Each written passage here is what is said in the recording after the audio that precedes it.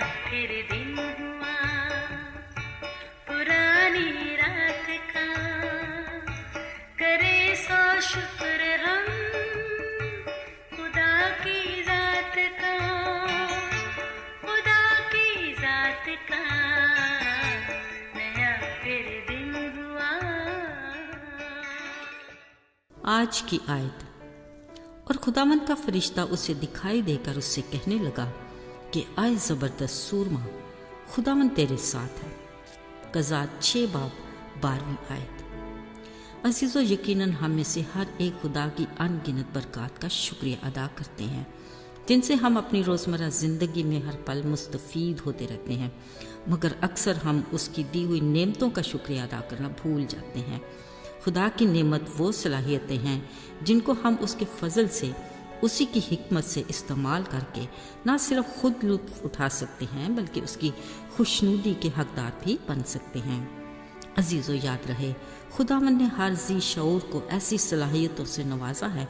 अब हमारा फ़र्ज़ है कि हम इनको अपनी ज़ात में दरियाफ़्त करके ना सिर्फ खुद लुत्फ़ उठाएं बल्कि दूसरों के लिए भी बरकत और खुदा के नाम को जलाल देने का वसीला भी बने।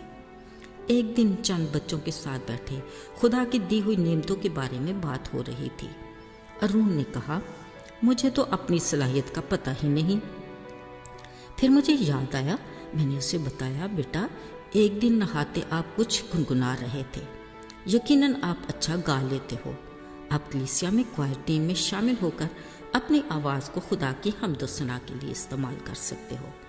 इसी तरह कोई भी काउंसलिंग कर सकता है, कोई अच्छा साज बजा सकता है या कुछ और भी।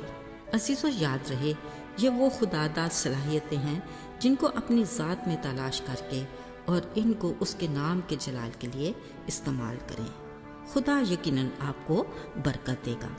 साथियों, एक दिन वीरान सी जगह पर एक जवान बलूत के दरख्त के नीचे बैठा कोल्लू में गेहूं झाड़ रहा था ताकि उसको जल्द ही कहीं महफूज जगह पर रख सके। ये काम करते वो डर और परेशानी से इधर उधर भी झांक लेता। ऐसा लग रहा था कि जैसे उसे किसी से अपना अनाज छिन जाने का खतरा है। इसीलिए वो ये काम बड़ी एहतियात से छुप छुपा कर रहा था। अज़ीज़ों, वाकई कुछ सूरत हाल ऐसी ही थी। ये कलाम मुकद्दस का सच्चा वाक़या है। इस जवान का नाम जदाऊन है जो युआस का बेटा है। पता चला कि वो मदियानियों के डर से अपनी गेहूँ साफ करके महफूज जगह पर रखना चाहता था, क्योंकि ये लोग आते इसराइलियों से उनकी पैदावार और माल मवेशी छीन कर ले जाते थे, जिससे इसराइली कौम नहायत खस्ता हाल थे। कलाम मुकद्दस के मुताबिक उनकी ये कैफियत खुदा से नाफरमानी और खुदा के हजूर बदी की सज़ा थी कि मदियानी और दीगर आसपास के लोग उन्हें लूट कर ले जाते। यही वजह थी कि जदाऊन नामी नौजवान छुप छुपा कर अपना अनाज साफ करके महफूज रखना चाहता था। आखिर जब अपनी सज़ा भुगतते 7 साल होने को आए तो उन्होंने खुदा की तरफ रजू किया और उसके हुजूर फरियाद करने लगे। अजीज़ों, किस कदर मेहरबान और रहीम है वो खुदा कि जो कोई अपनी खता का इकरार करके उसकी तरफ रजू करता है वो उसे दुख से रिहाई देता है। आज खुदा ने भी अपनी कौम की फरियाद को सुनकर मुआफ़ किया और उन्हें उनके दुश्मनों से आज़ाद कराने का इरादा किया।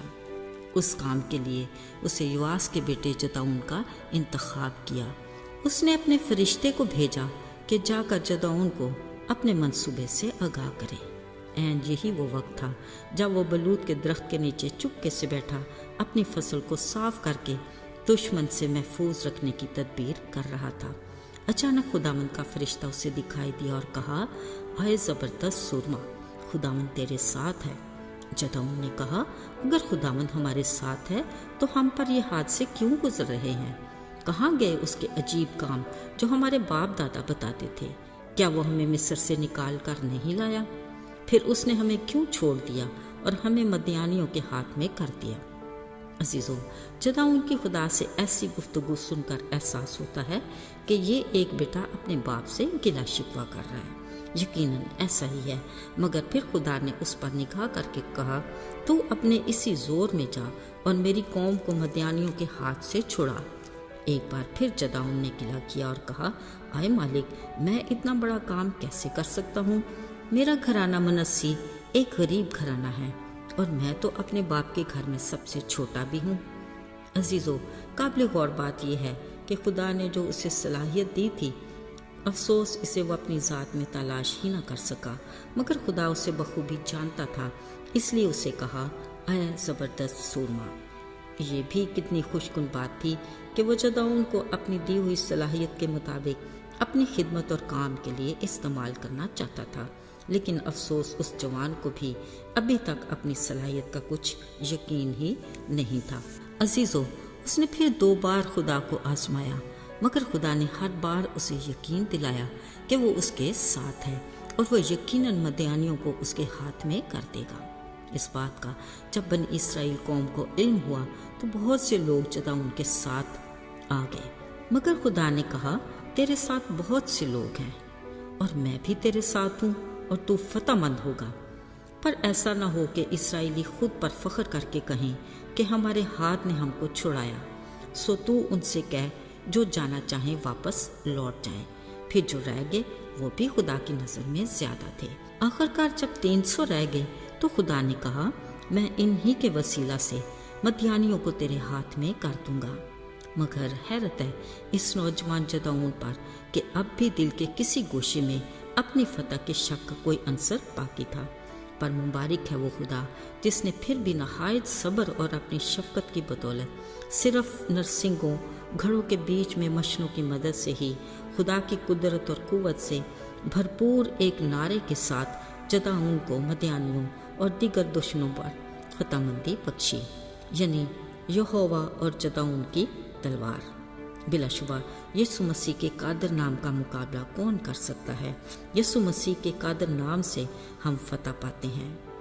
آئیے دعا کریں۔ اے خدا، تو عظیم خدا ہے، تو فاتح خداوند ہے۔ جب ہمارا مقابلہ ہمارے ازلی دشمن ابلیس سے ہوتا ہے، ہمارا ایمان ہے کہ ہم تیرے قادر نام کی بدولت ہمیشہ فتح مند ہوں گے۔ ہمیں اس ایمان میں قائم رکھ، یسوع کے مبارک نام میں، آمین۔